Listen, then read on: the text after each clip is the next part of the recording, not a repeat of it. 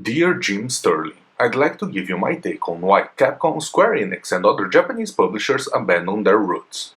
Before I get to that, please let me say that I'm a big fan of your work. Really, I'm actually a patron of yours. So please believe me when I say that this video is not supposed to be confrontational or anything. I just wanted to share my views on the matter with you through this letter. So, in your Jinquisition video called Resident Evil 7 Bravely Defaulted, you talked about Resident Evil returning to its survival horror roots in 7, and how its success shows that AAA publishers lost touch with their customers by deciding that they didn't want survival horror games anymore. You also mentioned that the same thing happened to Square Enix with turn-based combat in their JRPGs until they were surprised by the sales of Bravely Default, something you also addressed on your Active Time Prattle video from 2015. In both videos, you say that you don't understand how these publishers concluded that people didn't want this kind of games anymore. I can't give you an absolute answer, but I have a hypothesis. In the beginning of the last console generation, many Japanese developers were caught by surprise by the jump to HD, and their games suffered a lot for that. Western developers also had trouble, but I think they overcame them faster, especially because they had a lot of experience dealing with engines like Unreal, and the exchange of ideas is more incentivized here. Add the fact that Western developers are more in touch with Western sensibilities, and their games started to sell more than Japanese ones on a global scale on the HD consoles.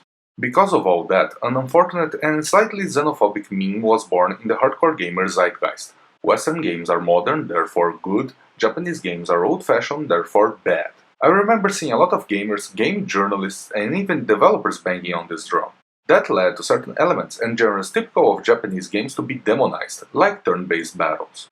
Consequently, many Japanese developers abandoned their roots to try to look modern and in touch with the Western hardcore gamer, even if there were still many fans of the games they always made all around the world. Yes, the main driving force behind their decision to change their games was dumb, blind corporate greed. I'm not denying that. They wanted GTA/Call of Duty levels of profit instead of just profit, leading to some very stupid decisions. But I really think that this unfortunate, slightly xenophobic meme had a hand in this. By the way, I'm discounting Nintendo and the Wii in this conversation because they have a whole other place in the hardcore gamer zeitgeist. That's why I focused on the HD consoles. Also, I'm of Japanese descent, so this probably influences my opinion. Anyway, that's what I wanted to share with you. My hypothesis that there was an unfortunate, slightly xenophobic meme influencing the dumb decisions made by some Japanese developers. It's not the only factor, of course, but I believe it was part of the problem. I don't know if you ever see this video, but hey, here it is. Keep up the great work and thank God for you. Yours sincerely,